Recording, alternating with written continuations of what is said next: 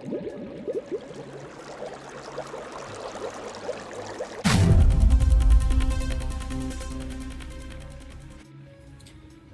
students, hope all of you are fine and utilizing your time in a creative manner.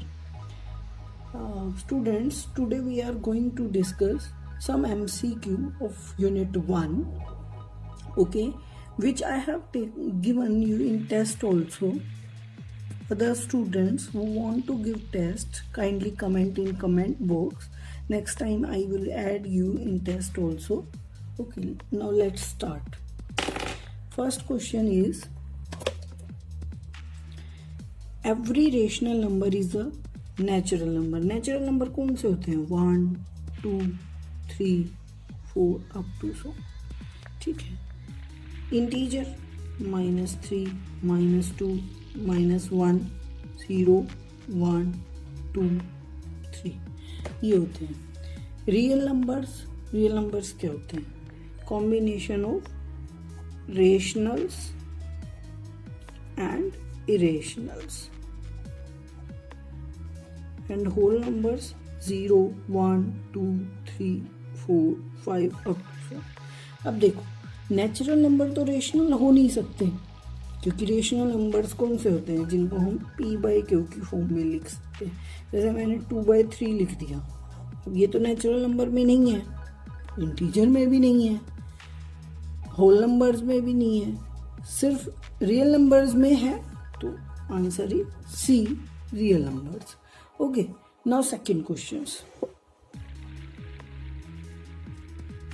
Between any two rational numbers there options है आपको check करने. Is no rational number. हमने पढ़ा था कि जो rational numbers होते हैं उनके बीच में इनफाइनाइट रेशनल नंबर्स होते हैं एंड इनफाइनाइट इरेशनल नंबर्स भी होते हैं. ओके, तो इज नो रेशनल नंबर, ये तो रॉन्ग हो गया. Is exactly one rational number, हमने पढ़ा था इनफाइनाइट होते हैं, ये भी रॉन्ग हो गया. Are infinite many rational number, yes it's true कि इनफाइनाइट मैनी रेशनल नंबर होते हैं. Are only rational numbers and no irrational numbers. अभी मैंने आपको बताया कि रेशनल्स भी होते हैं, इरेशनल भी होते हैं. उसने कहा ओनली रेशनल होते हैं, इरेशनल नहीं होते, तो ये भी रॉन्ग हो गया. It mean C is the correct option. Okay, now third question. The decimal representation of a rational number cannot be. Rational number की डेसिमल रिप्रेजेंटेशन होती कैसी है? पहले तो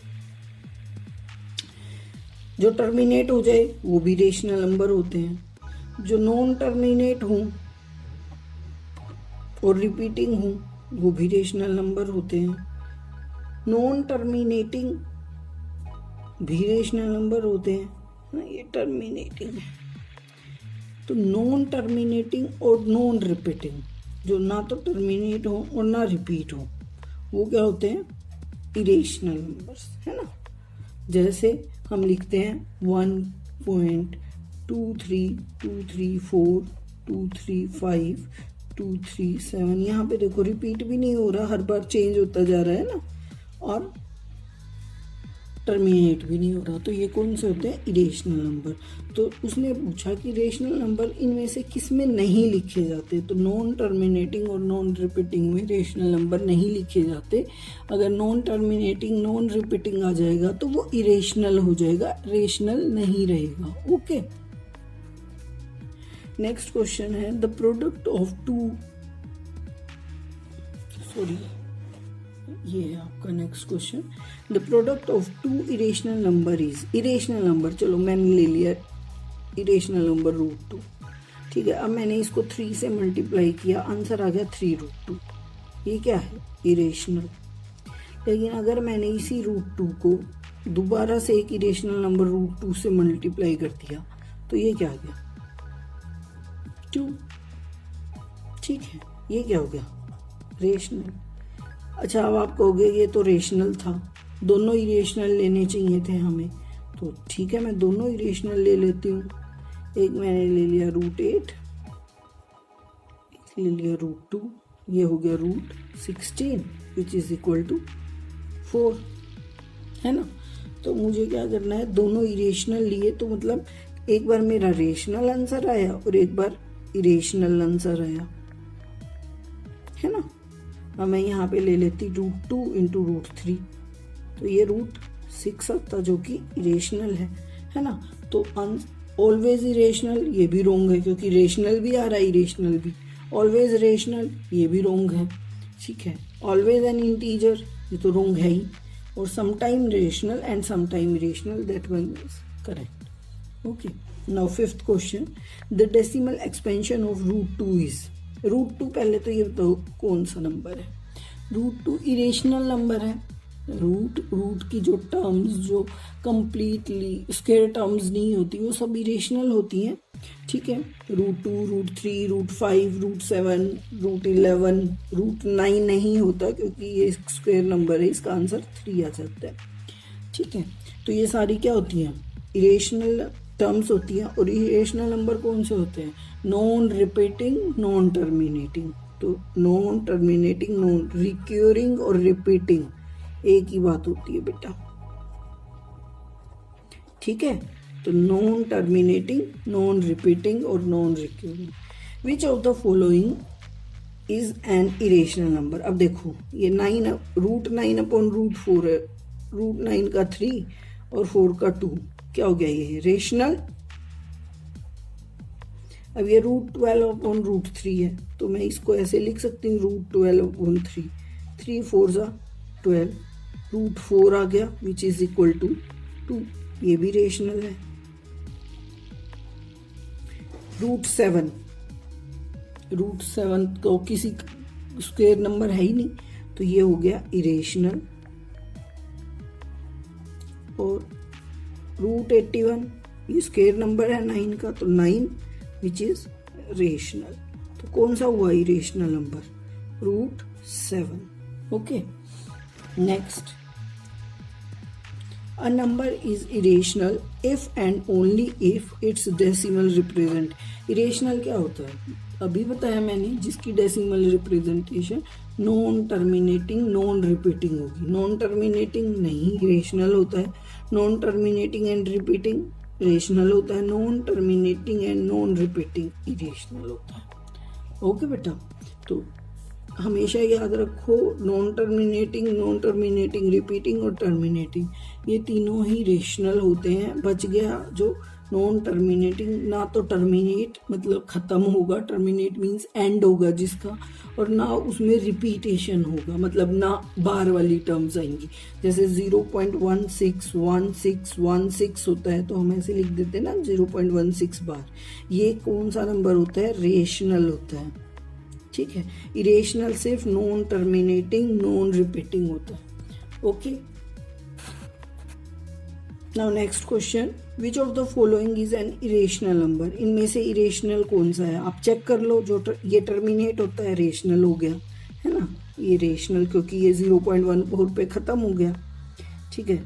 यहाँ पे 14 के बाद 16 रिपीट हो रहा है, मतलब मैं इसको लिख सकती हूँ 0.1416 पे बार आ गया, इसका मतलब ये भी रेशनल हो गया। उसके बाद 0.1416 मतलब ये 0.1416 इस पूरे पे बार आ गया, तो ये भी रेशनल हो गया। मीन्स ये भी rational,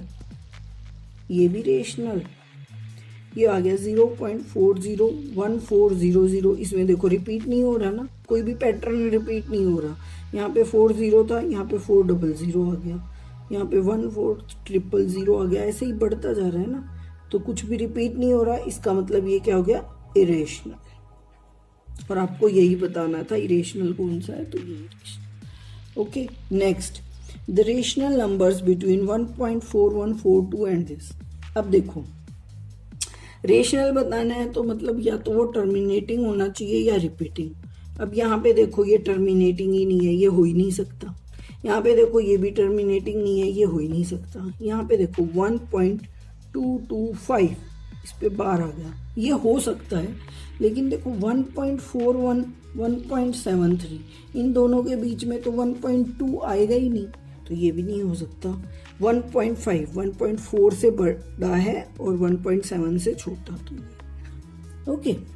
next question, which pair of rational numbers lies between 1/4 and 3/4।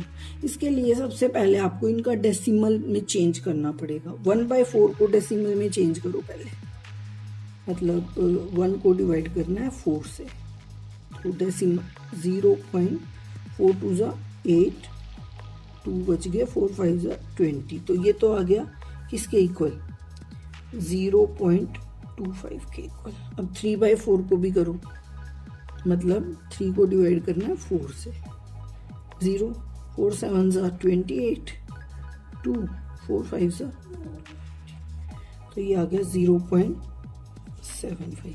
मतलब अब आपका आंसर होना चाहिए 0.25 और 0.75 के बीच में। ये क्या है, अगर इसका हम डेसिमल करेंगे तो 1 2 3 के बाद 0, तो ये आ गया 0.262। ठीक है, ये क्या आ गया 1 2 3 के बाद 0, तो 0.752।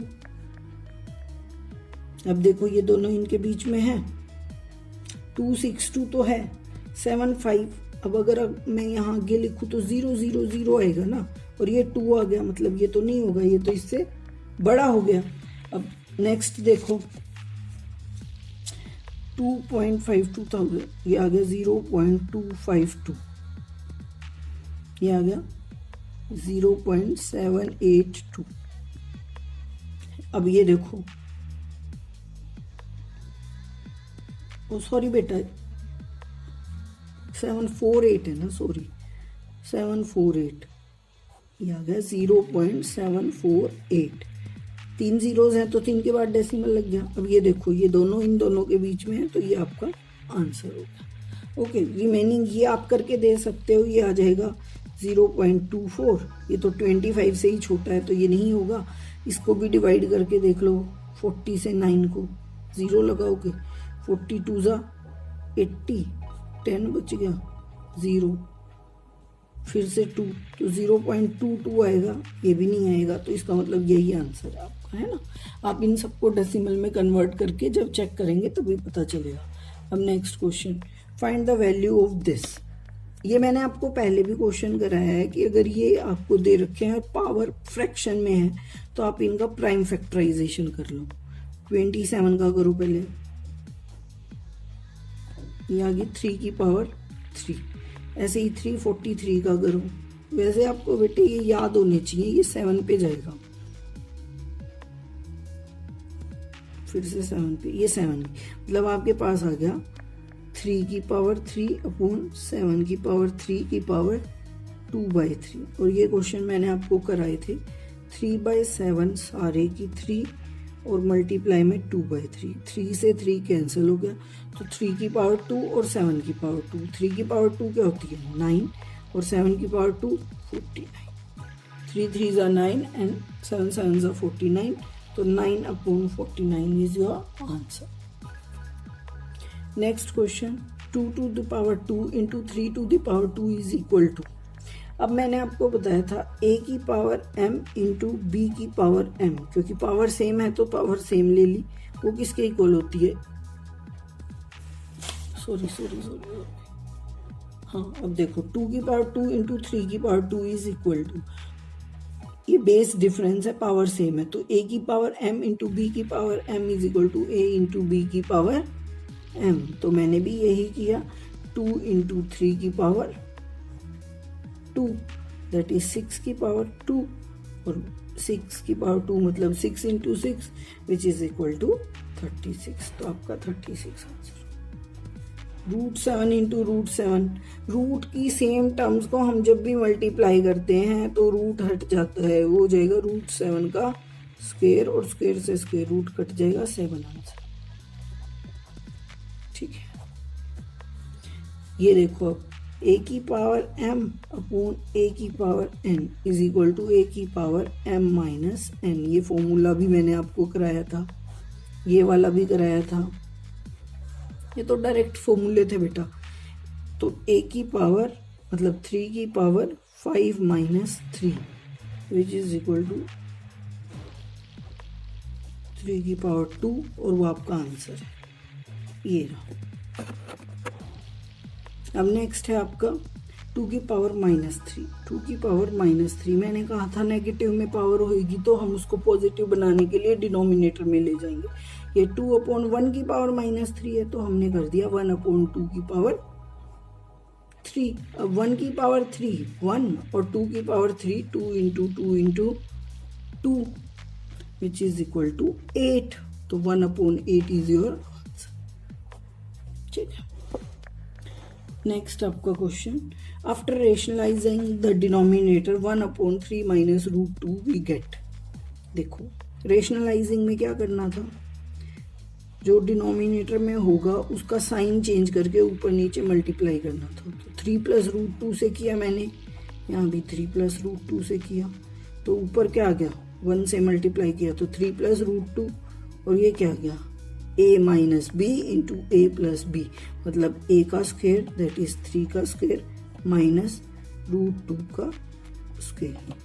तो ऊपर आ गया आपका 3 + √2 अपॉन 3 का स्क्वायर 9, और √2 से ये रूट कट गया स्क्वायर से, तो 9 - 2, तो 3 + √2 अपॉन 7 आंसर आ गया। Okay, smallest whole number is, ये तो बिल्कुल बेसिक क्वेश्चन है। स्मॉलेस्ट होल नंबर क्या होता है 0, क्योंकि 0 से ही तो स्टार्ट होते हैं whole number, 0 1 2 3 up to so on. तो सबसे छोटा क्या हुआ 0।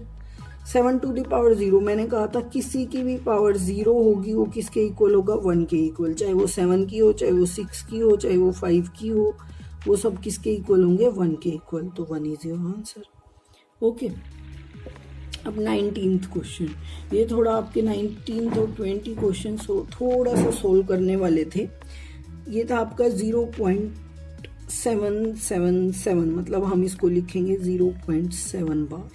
ओके, आप इसको सोल्व भी करके देख सकते हो, और मैंने अपनी वीडियो में आपको शॉर्टकट भी बताया था कि जितने नंबर्स पे बार होगा ना उतने ही नीचे 9 आ जाएंगे।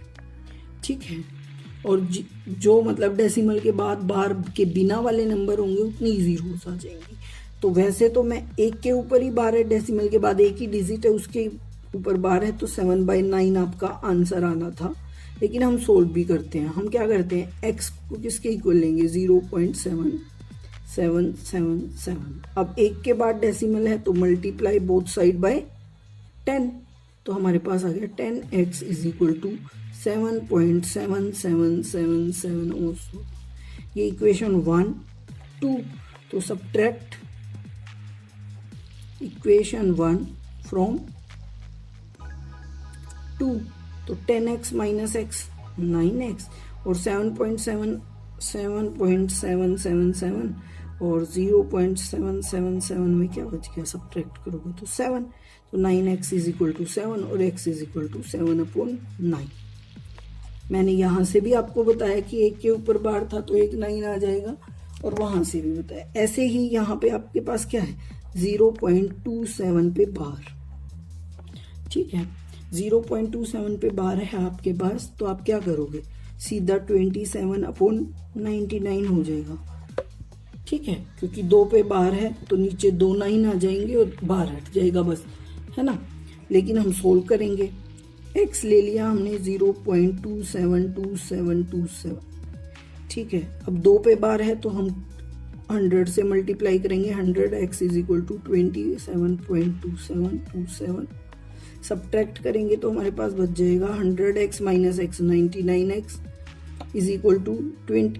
इसमें से देखो सब्ट्रैक्ट करो, अगर यहाँ पे मैं 0.2727 लिखूंगी तो ये सारा कट गया, 27 माइनस 0 27, और x इज इक्वल टू 27/99, तो 27/99।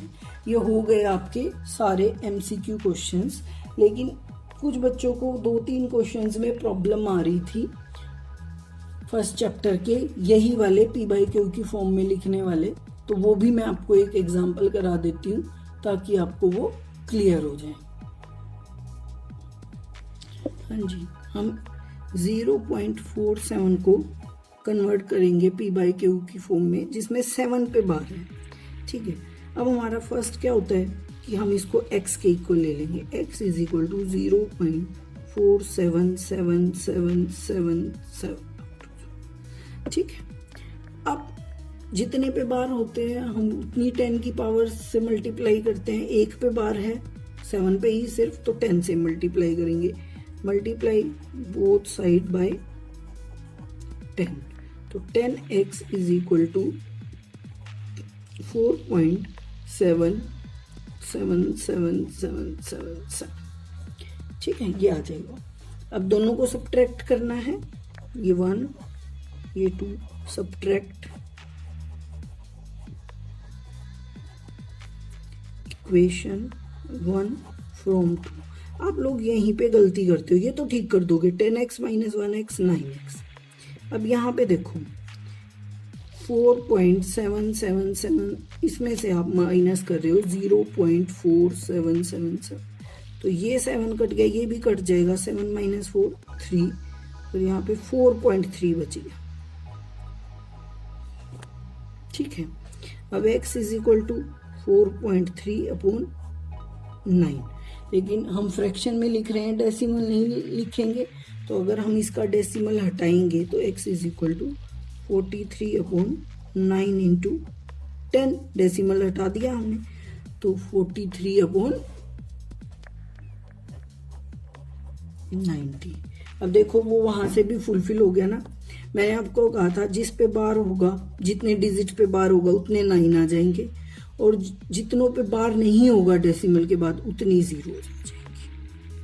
ठीक है, तो ये सेम वही मेथड है। एक क्वेश्चन और